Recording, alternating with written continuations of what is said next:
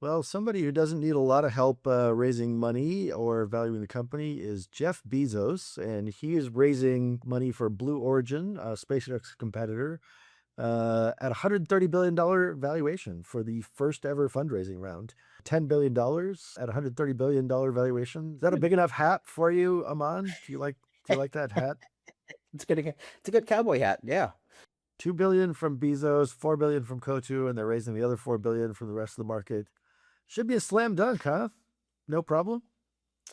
I guess that when you're Jeff Bezos, you can, yes. I think it's just the first time they've taken outside money. I guess he got tired of funding it himself. And when you're Jeff Bezos, I guess the rules don't apply. You can put 10 billion into a seed round and it counts. I think they're very emboldened by what's happened with SpaceX. It's a different business, right? SpaceX has a lot of Starlink revenue, which is consumer and steady and recurring and profitable. They now have a lot of AI revenue from from leasing out their space. Blue Origin doesn't really do any of that stuff. They're just putting rocket ships into space, which is all of a sudden the least interesting part of SpaceX's business. But at the same time, I think it has a huge TAM and a huge opportunity. And I think Blue Origin is going to start doing a lot of the same sort of things that SpaceX is. If Bezos knows how to do anything, he took an e-commerce business which we competed against when I was at eBay for years and years and years, and we made fun of them. We made fun of Amazon because their margins were so thin, and ours were so rich. And he kind of had the last laugh because he was able to build a e-commerce operating system and a logistics business to power and run the e-commerce businesses of other people in Amazon Web Services. And then he never looked back. And I imagine Blue Origin is doing something similar with the space economy. He's going to build an infrastructure business for space. So it won't just be launching rockets into space, but it'll be everything from launch pads to AI data centers and everything else. And that's very capex intensive. So I can understand, why he needs the $10 billion. But I wish him good luck. It's going to be. I think it's a great company. I think they're on their way. I think they are. They've gotten some great investors with Co2. So why not? I think one of Bezos's oft-quoted statements, whether accurate or not, was "Your margin is my opportunity," referring to Amazon. But I think now he might think that the paraphrasing is "Your valuation is my opportunity," drafting off of SpaceX's IPO for only a tenth of the price, or maybe less.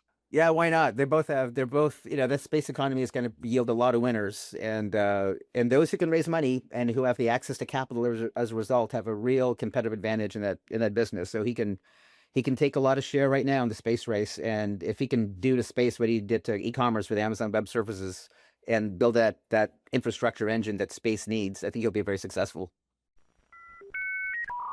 Is there a problem? No, no, no, no, no, no, no. No problem. Well, you're making a face like you got a problem.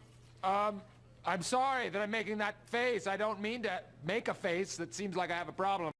All right, our last story today is about prediction markets, and Kalshi is targeting a raise at a $40 billion valuation. That's a huge step up from where the company was at maybe just a year ago. Notably, Polymarket is also in that category. I think Polymarket now still only valued at 15 billion, so maybe they're falling behind a little bit, although I would expect there'll probably be a future raise for Polymarket as well. But we've seen prediction markets go from, below billion-dollar valuations to above single-digit billions, and now to multiple double-digit billion-dollar valuations in a very short period of time, Aman.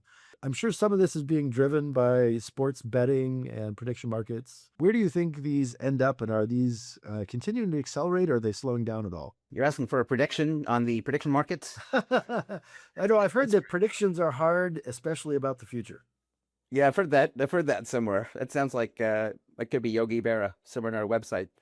So the last time we really heard from Polymarket in a real way on an equity valuation from like a financially sophisticated investor was Founders Fund back in August of 2025, and that was only $1 billion valuation. But then they soon topped that with a couple of other rounds that were strategics or with debt, and their next valuation was at $10 billion in March of this year. That was both debt and equity, and that was led by Intercontinental Exchange, so a strategic.